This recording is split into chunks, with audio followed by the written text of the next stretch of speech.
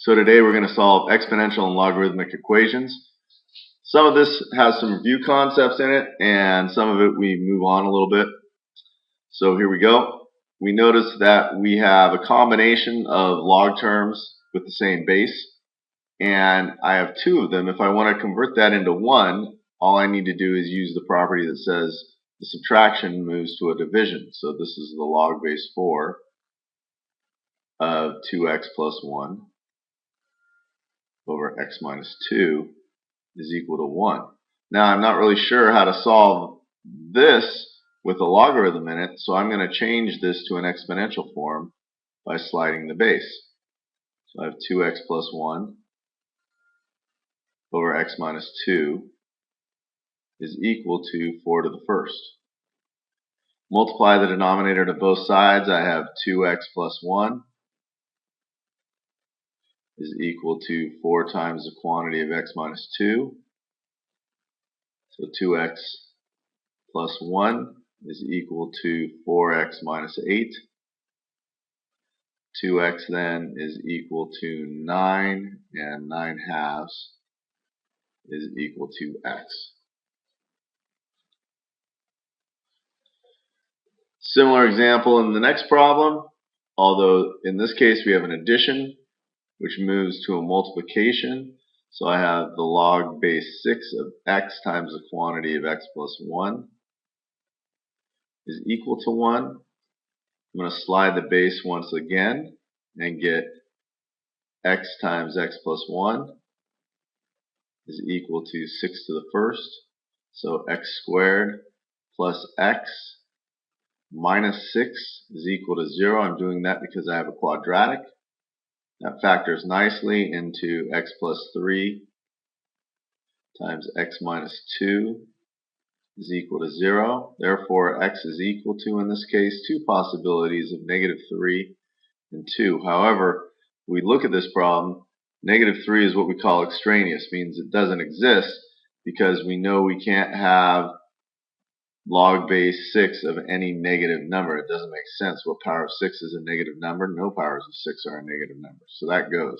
So my answer is 2.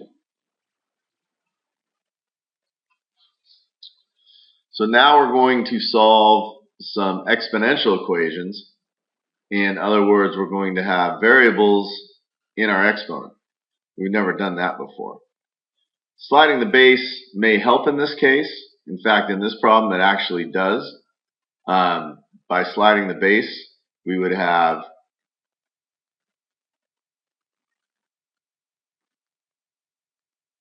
log base 5 of 125 is equal to x.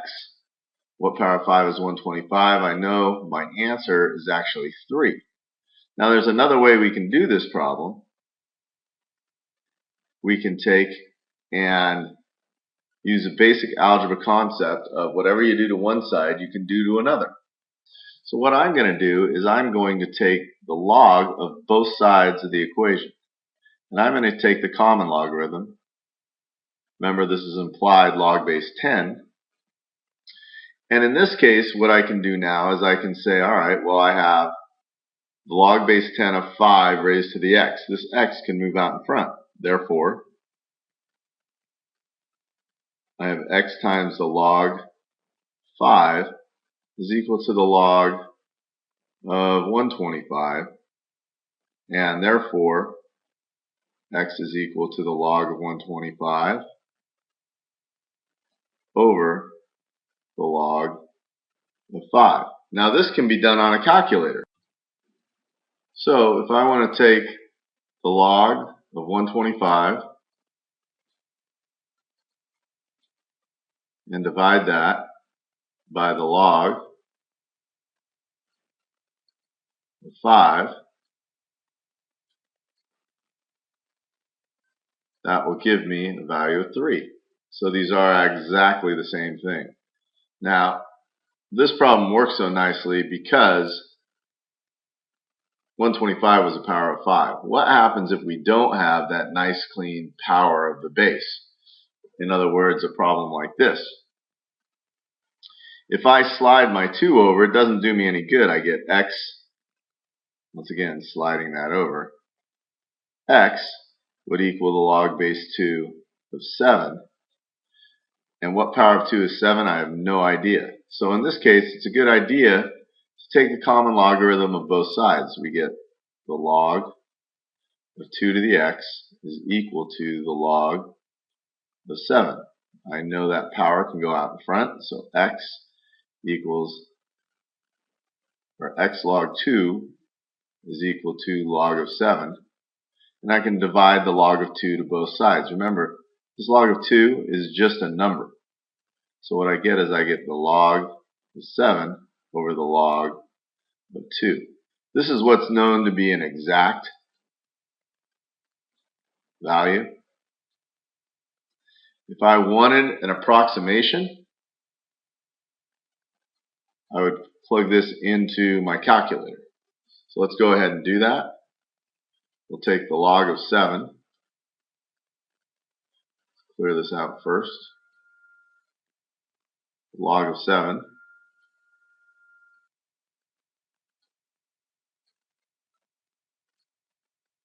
divided by log of 2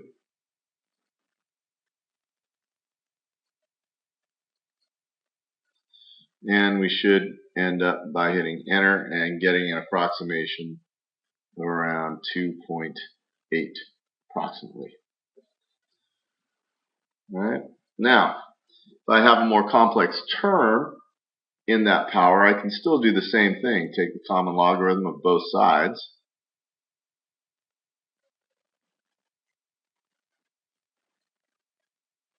Now my term in front is now a binomial, and I could say this is x plus 1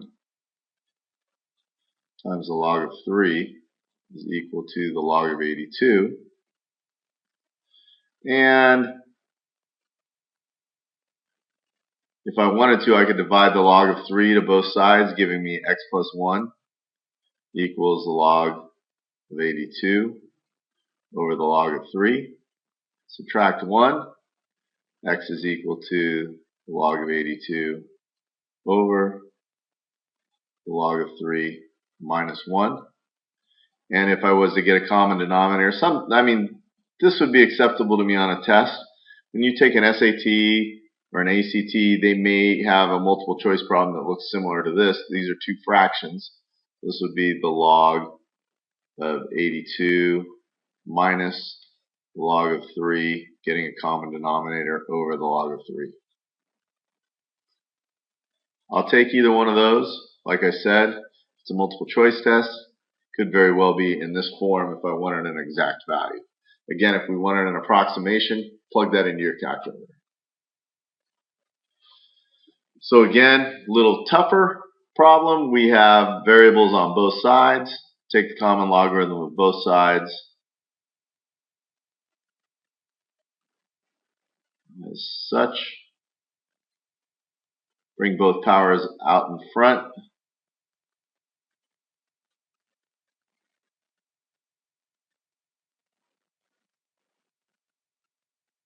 Now you'll notice in this case, dividing by the log of 3 to both sides isn't going to help us because we've got this x over here. We're going to need to get all the x's to one side. So what I'm going to do is I'm going to distribute the log of 3, giving me x log 3 minus 7 log 3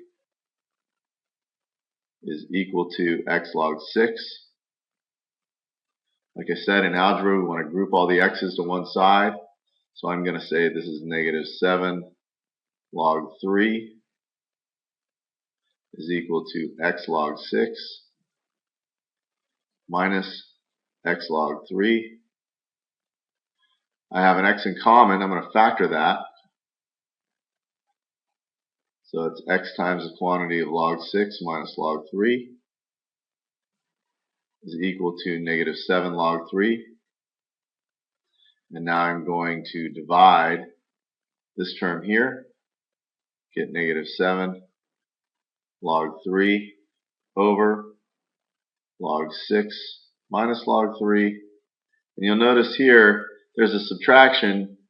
If it helped, I could divide that, and it does in this case, because this goes to a negative 7 log 3 over the log of 6 over 3, since subtraction goes to division, which is the same as negative 7 log 3 over the log of 2.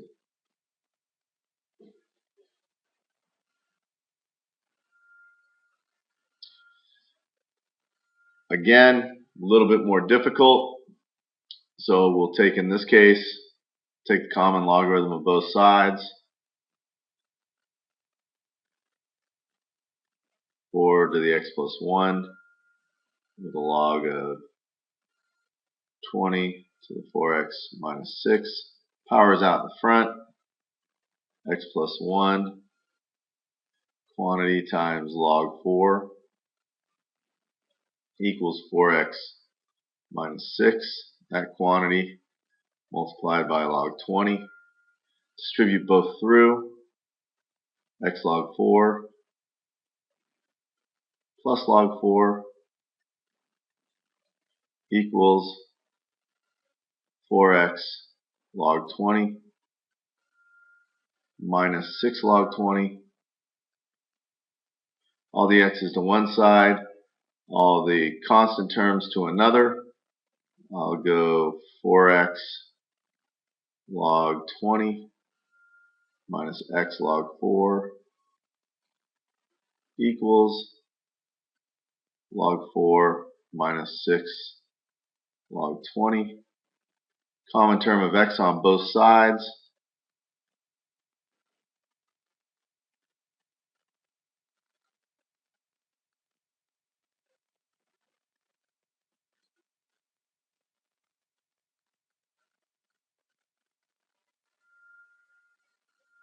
And I can divide that term over.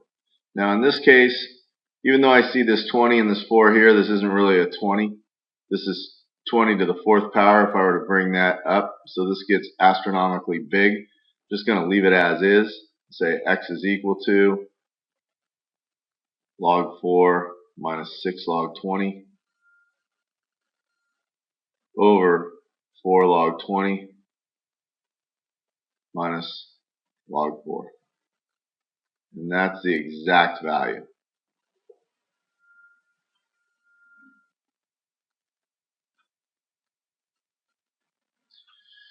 Now here's an interesting quadratic.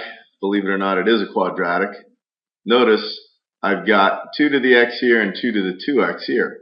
Well, this is the same as 2 to the x squared plus 2 to the x minus 12 equals 0.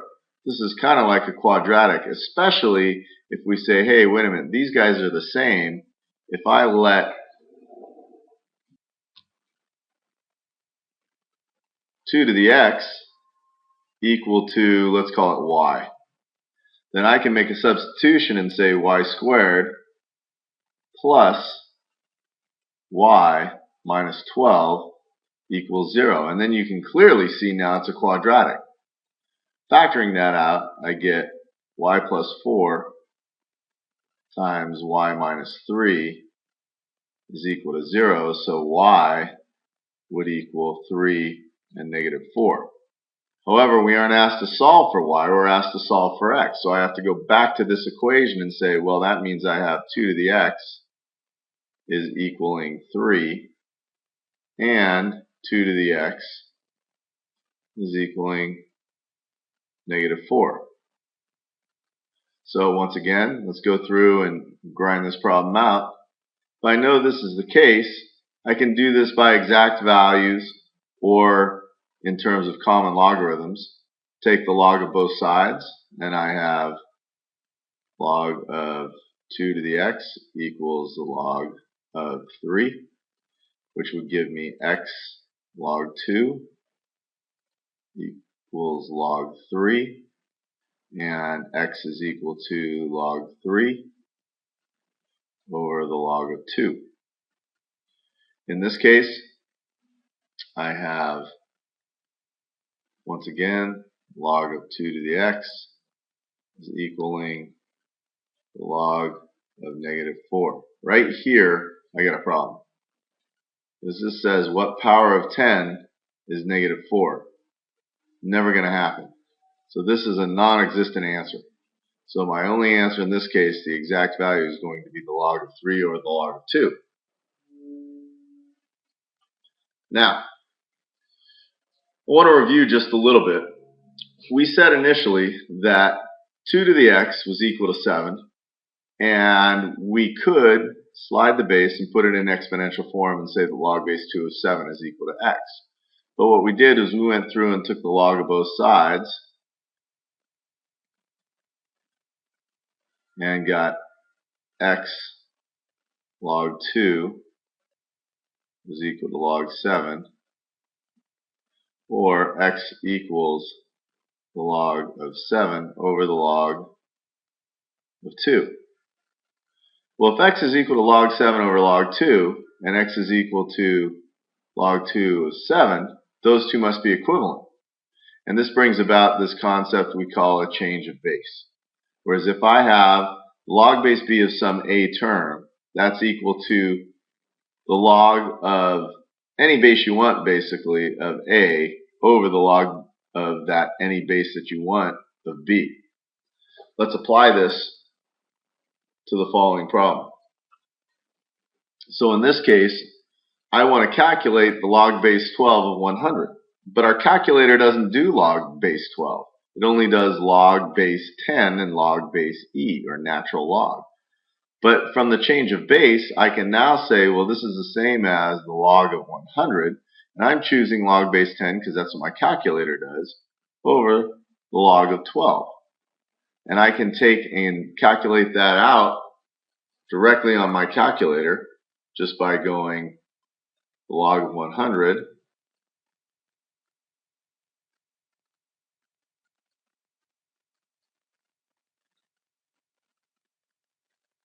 dividing that by the log of 12,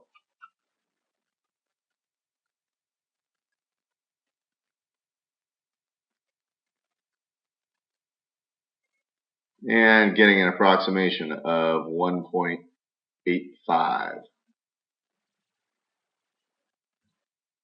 So make sure you fill out the summary form and go do the problems on my math lab, and we'll see you tomorrow.